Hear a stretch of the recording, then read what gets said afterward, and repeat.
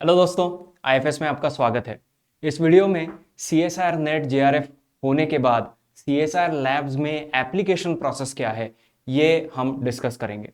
ठीक है, तो सारे सीएसआर लैब्स मिला के ACSIR मतलब academy of scientific and innovative research, ये एक बॉडी सेटअप हुआ है। ठीक है, और ACSIR में सिर्फ सीएसआर नेट लैब्स नहीं है, उसके साथ साथ और भी कई सारे इंस्टीट्यूट्स हैं। तो आइए इनके बारे में थोड़ी सी जानकारी लेते हैं और इनका एप्लीकेशन प्रोसीजर क्या है ये भी देखते हैं। ठीक है, तो सबसे पहले ACSIR क्या है। This is an academy established by a resolution in the parliament in 2010। ठीक है, और इंस्टीट्यूशन ऑफ नेशनल इंपॉर्टेंस का इसको स्टेटस या रिकॉग्निशन मिला है by the academy of scientific and innovative research act 2011।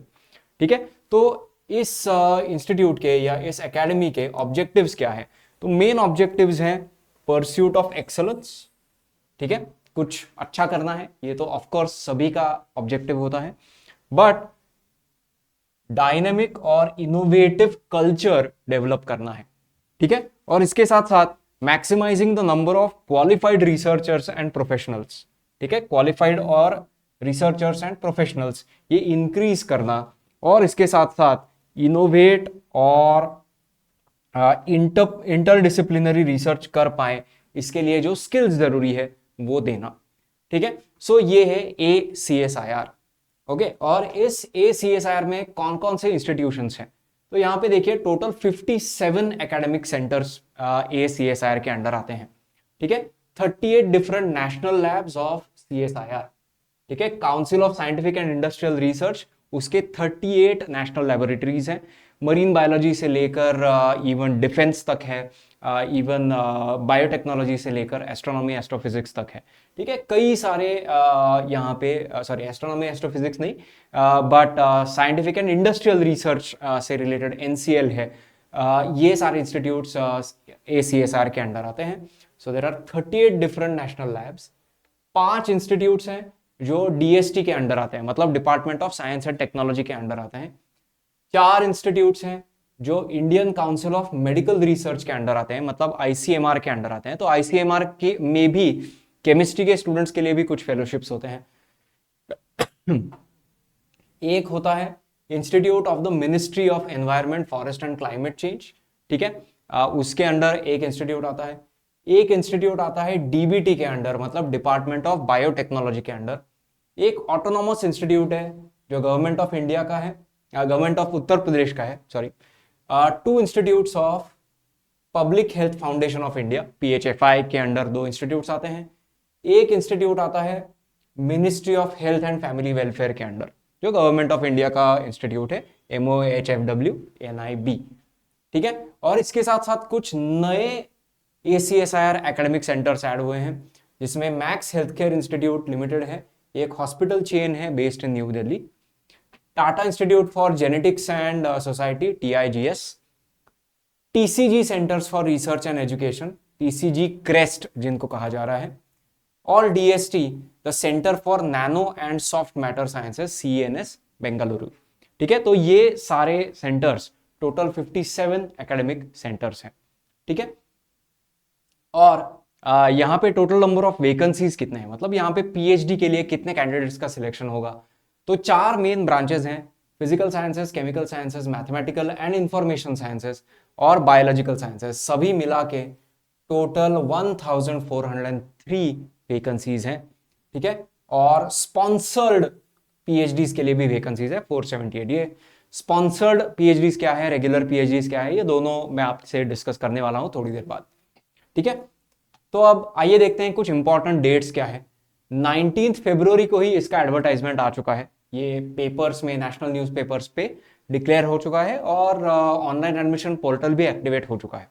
ठीक है, 17 नवंबर 17 नवंबर, ठीक है, सॉरी नॉट 17 नवंबर, 17 सितंबर, 17/9/2023, 17 सितंबर ये लास्ट डेट है फॉर सबमिटिंग ऑनलाइन एप्लीकेशंस। ठीक है, 17 सितंबर तक, मतलब ऑलमोस्ट 1.5 महीना हमें मिल रहा है, 1.5 मंथ अभी हमारे पास है। ठीक है, 3 अक्टूबर से लेकर 2 नवंबर तक, ठीक है, मतलब ऑलमोस्ट 1 महीना इंटरव्यू या टेस्ट कंडक्ट होगा ACSIR एकेडमिक सेंटर्स में। तो नॉर्मली इंटरव्यू प्रोसीजर होता है, वहां पे वैकेंसीज के लिए एप्लीकेशंस निकलते हैं, ठीक है, और आपको इंटरव्यू के लिए शॉर्टलिस्ट किया जाएगा बेस्ड ऑन आपके प्रेफरेंसेस क्या है। और 8 अक्टूबर से लेकर 10 नवंबर तक आपके रिजल्ट्स भी आते हैं। जो इंटरव्यूज आपने दिए हैं तो विद इन 5 वर्किंग डेज उसका रिजल्ट आपको मिल जाता है, ठीक है, विद इन 5 वर्किंग डेज आपको रिजल्ट भी मिल जाएगा, ठीक है। सो ये ओवरऑल एक टाइमलाइन है, और 20 नवंबर को आपको लास्ट डेट है कंफर्म करने का कि आपको एडमिशन लेना है या नहीं लेना है या कैसा है, ठीक है। सो ये ओवरऑल प्रोसेस है इस एडमिशन का, राइट। अब यहाँ पे एडमिशन पोर्टल ओपन हो चुका है। एडमिशन पोर्टल पे यहाँ पे ईमेल पासवर्ड कोर्स सिलेक्ट करके न्यू यूजर साइन अप कर सकते हो।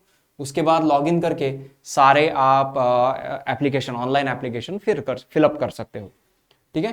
अब ऑनलाइन एप्लीकेशन फिलअप करते वक्त आपको क्या क्या ध्यान में रखना है। तो सबसे पहले एलिजिबिलिटी क्राइटेरिया क्या है।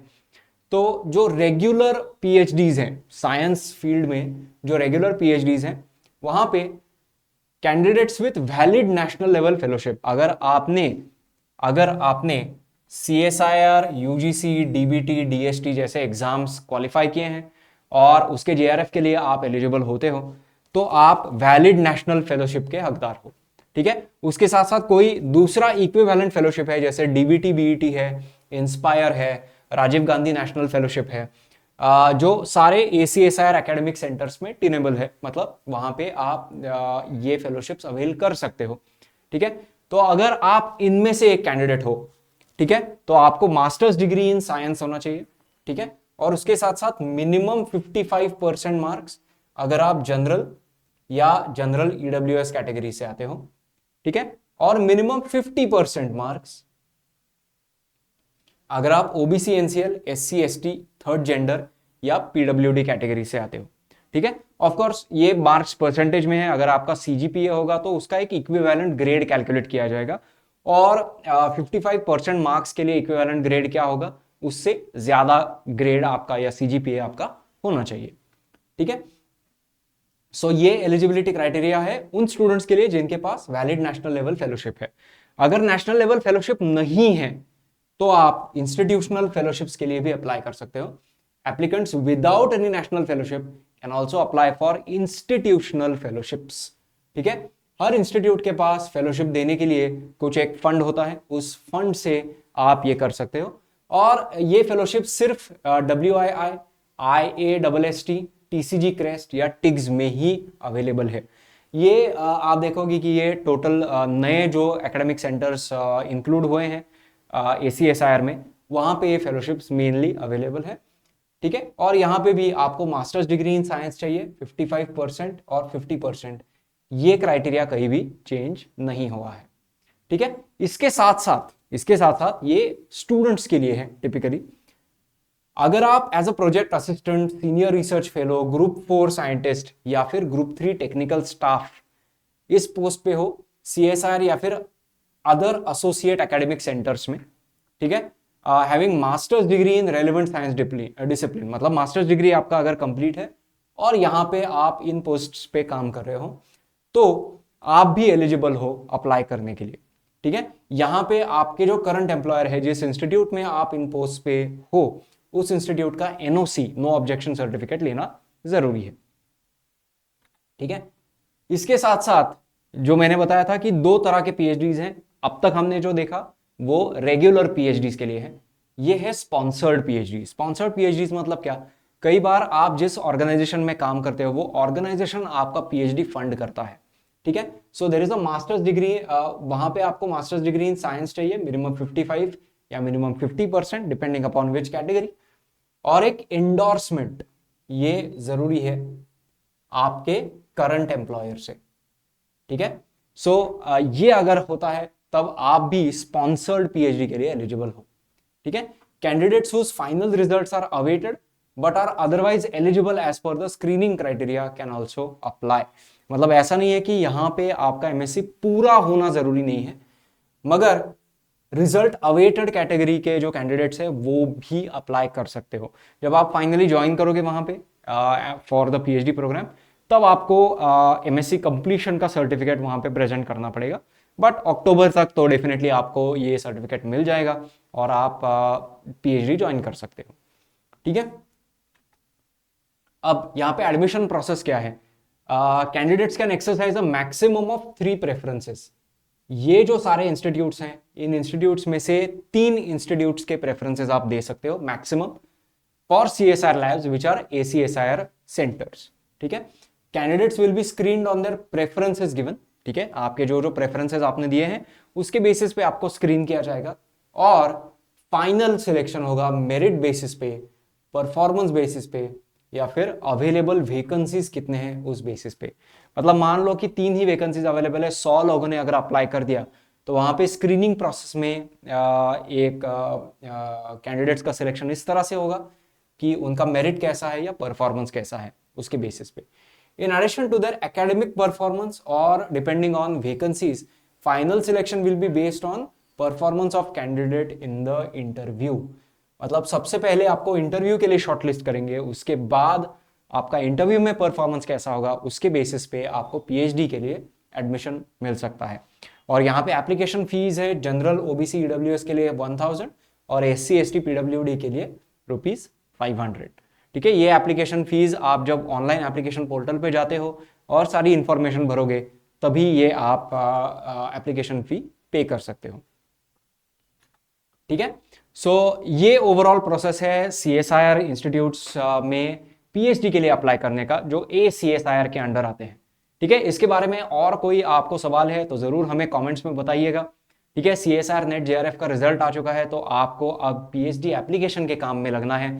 तो एप्लीकेशंस ओपन हो चुके हैं यहाँ पे, सितंबर का 17 सितंबर का लास्ट डेट है। तो आज ही जाइए, इसका वेबसाइट विजिट करिए ACSIR का और वहां से अपना ऑनलाइन एप्लीकेशन प्रोसेस स्टार्ट करिए। Thank you for watching this video. हमारे चैनल को सब्सक्राइब करके रखिए ऐसे ही बहुत सारे अपडेट्स के लिए, और बेल आइकन भी दबा दीजिए ताकि आपको नोटिफिकेशन भी मिले जब हम ऐसा वीडियो आपके लिए लेकर आते हैं तब। ठीक है, तो इस वीडियो में जुड़ने के लिए बहुत बहुत शुक्रिया। फिर मिलते हैं अगली बार तक। अलविदा एंड हैप्पी लर्निंग।